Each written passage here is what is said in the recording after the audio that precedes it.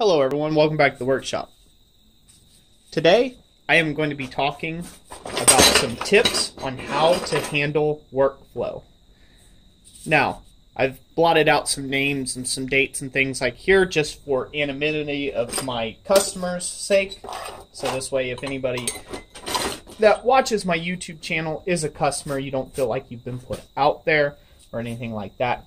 You know, I believe in keeping my customers private if I can, unless they want to be shouted out on a video. But I just want, that's not the purpose of this video. The purpose of this video is to take and go over how to handle workflow, or how to look at it rather. There's multiple days where I get into a situation where I just don't know where to start. I've got so much work on the go and it's very hard and difficult to figure out how to do it. Now there's some things that you can do to go along. This is my current workflow, which is quite a bit.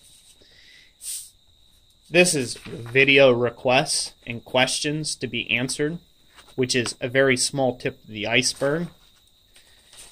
And then this is my calendar sheet for like the month of October. As you can see, each one of those names there, or this or that, on this sheet, hopefully not completely readable. Yep. Every one of them positions on there, or parts of data, is a customer's job. So as you could tell, I'm very busy when it comes to this. This helps out a lot as far as managing your workflow. Now, the easiest way to take and do your workflow is to prioritize things by date that the deadline is that needs to be done. This is taking in reference to the customer's communications with you about whether they needed something by an anniversary or a birthday or something of that nature. That's taking an effect there. Plus your normal standard turnaround time, whether you're 1 to 2 weeks, it takes you 3 to 4 days to make something, or whatever your current standard turnaround time is. And you have to take that in effect, and then you create yourself your own personal deadline to have that done, so this way everybody's happy and copacetic.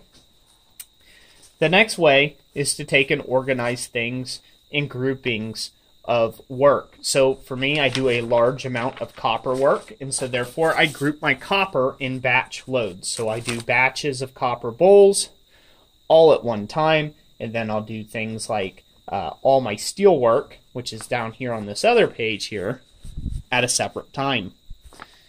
This helps me fine-tune what needs to go out, when I need to get it done, and how long it's going to take me to get it done.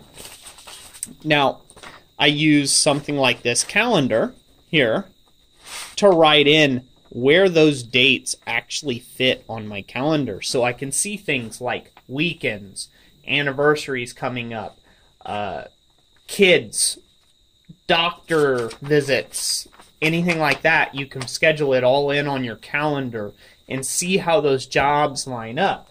Because oftentimes, you have a job that needs to go out by, say this one, this tulip, needs to go out by the 19th.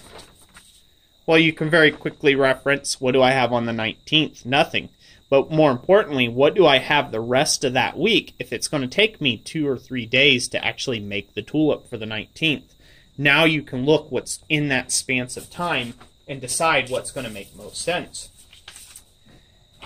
And you have things like questions. You make up a question sheet of emails. This is all very handy to take and do to get your head around the amount of work that you need to do. Because I can tell you, being as blessed as God has blessed me with this business of mine, that there are some days that I'm just like, wow, I just don't know what to do. There's only one of me, and it feels like the whole world is right on my shoulders, and I have to do it right now, today, this moment. And that's when I go back to what I know, my reference sheet. So I hope that takes and helps everybody out there, help manage your workload, or it's just one way of looking at it. I know there's spreadsheet like things you can do on the computer and a lot of more intelligent ways of doing things.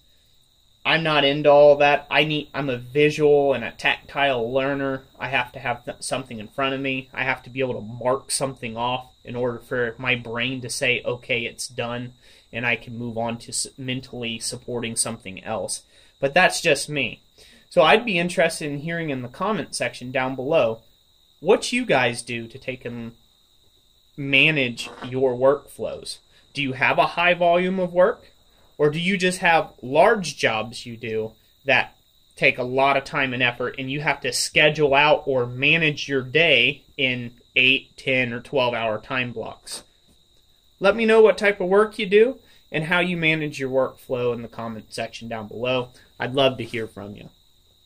That's it for today. God bless you all. Thank you for watching this video. If you got any questions, drop them in the comment section down below. I promise they'll get added to a list like this and one day be answered. So that's it for today. God bless you, and we'll catch you on the next one.